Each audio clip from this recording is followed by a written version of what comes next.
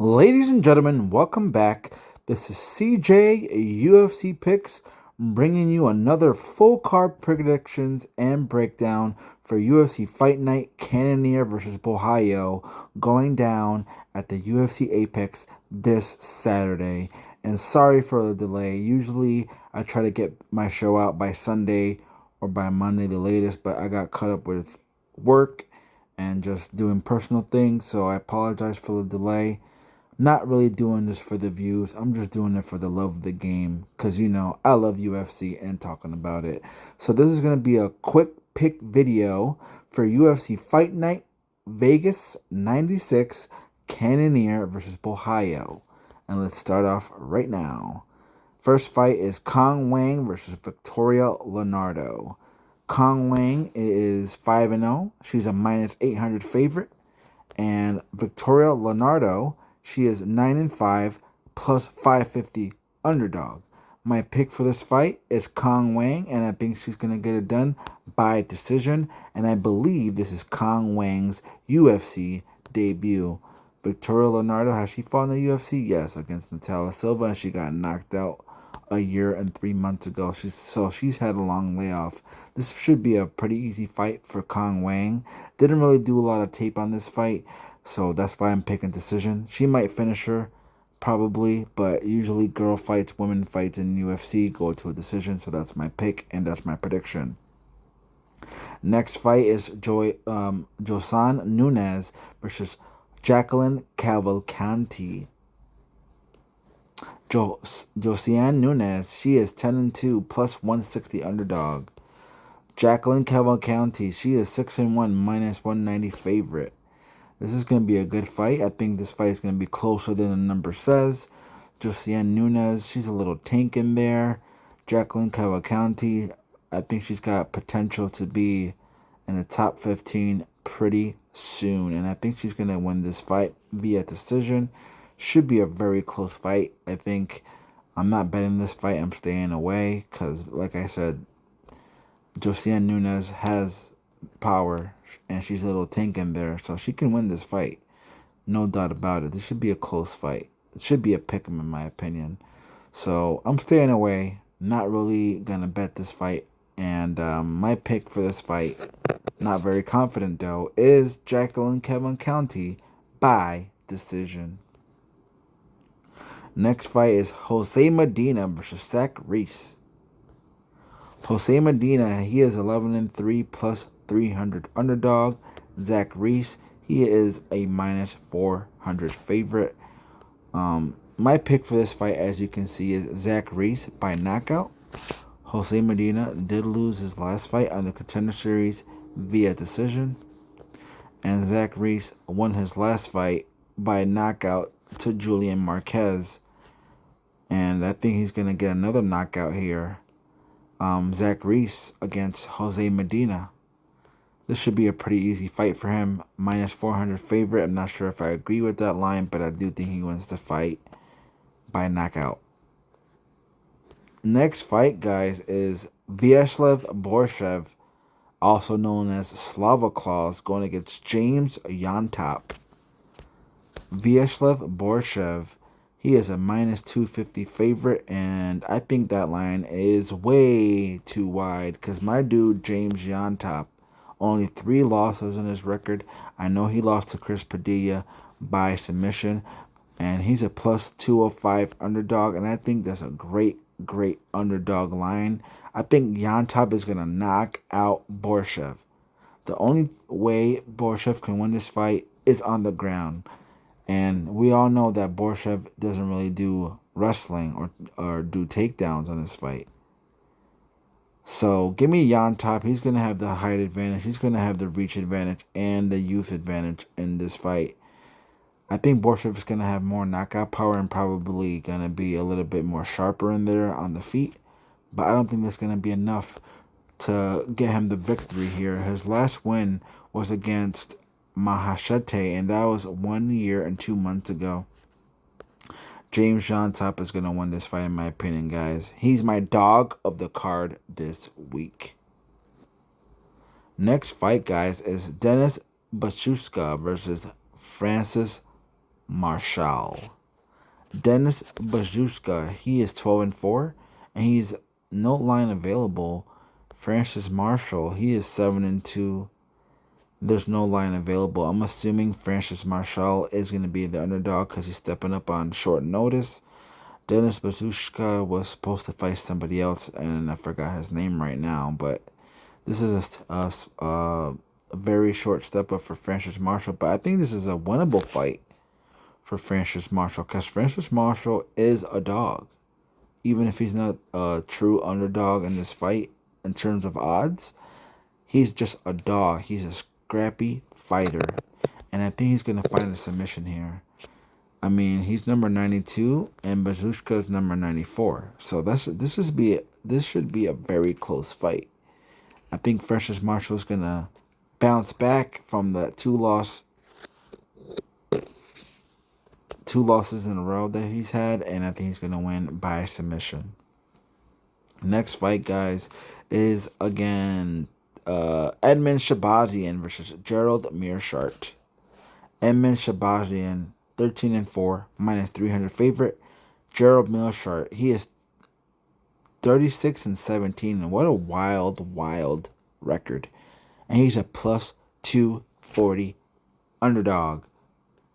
And yeah, I think that line should say it all, folks. Gerald Meerschaert's not really that good. He's got stinky submissions and stinky KO power. Don't get me wrong. I mean, his last two wins were by submission against Brian Barberena and against Bruno Silva. But he's lost against Andre Petroski, Joe Pyfer, Krzysztof Jotko, and I don't think he's in the UFC anymore. Edmund Shabazian, his last wins were against AJ Dobson and Dalcha Longambula. He's lost against Anthony Hernandez. That's not a bad loss because Anthony Hernandez is a beast. Nasruddin Imavov, probably a future champion. And Jack Hermanson. So, yeah, I think Edmund Shabazian should win this fight. I'm going decision. He might finish him, but I am going decision because Gerald Meerschaert, he can last 3 rounds. I think Edmund Shabazian isn't that dangerous. So, give me Edmund Shabazian by decision. Either way, he's going to win this fight. Next fight, guys, is Michael Morales versus Neil Magny. Michael Morales, he is undefeated at 16-0. He is a minus 650 favorite against Neil Magny, 29-11, plus 450 underdog. We all know that Neil Magny is a UFC veteran. One can say that he is a gatekeeper in the UFC welterweight division, and this is Michael Morales' huge test to see if he can hang with the best of them, because Neil Magny is pretty damn good. He's fought them all, and he's number 13 in this division, so he's ranked. He's in the top 15 in this division, guys. Michael Morales, number 21, so this is a huge step up in competition, and I think Michael Morales is going to win this fight, and I think he's going to win by decision. I think Neil Magny is going to show his veteran skills in there and escape the knockout. But ultimately, I think Michael Morales is going to do enough damage and be faster on the feet. But if this fight goes to the ground, guys, I think Neil Magny might have a chance, man. I don't know. But I'm staying away from this fight. Michael Morales still has a little bit more to prove to me. So if he can win this fight, if he can get past Neil Magny, then I can say that he can win better fights. So we'll see. I think Michael Morales wins this fight by decision. Next fight, guys, and I believe this is going to be one of the final fights for the UFC Ultimate Fighter. It's going to be in the middleweight division. We have Ryan Loder against Robert Valentine. And I did watch the Ultimate Fighter. I did. I didn't see the finale, the last 2 episodes. But I like Robert Valentine, guys. I think Robert Valentine has a future in the UFC. The guy is a beast. And I think he's going to win this fight by knockout. Someone is going to finish in this fight, I think. I think the under makes sense. Under 2.5. I think that's a good parlay piece. Not sure about the number. Haven't checked the lines for that yet. I don't think the lines are out for that as of this recording. So I'm not sure about the line, but I think Robert Valentine gets it done via knockout, TKO, or disqualification. Next fight, guys, is the co-main event of the evening. Scheduled to be in the women's strawweight division, we got Angela Hill versus Tabitha Baby Shark Ricci, aka my UFC wife. Angela Hill, 17-3, -115 favorite. Baby Shark Tabitha Ricci, -105 favorite. So it's a pick'em, almost a pick'em here. Angela Hill definitely fought the tougher competition. She's definitely has more UFC experience. She's on a 2-fight winning streak, and she's been looking really good lately. So this is going to be a tough matchup for Tabitha Ricci. Tabitha Ricci is going to definitely have the youth advantage.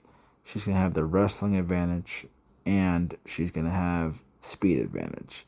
Angela Hill probably going to have some good moments in there, but I'm a little biased because, like I said, Tabitha Ricci is one of my UFC wives.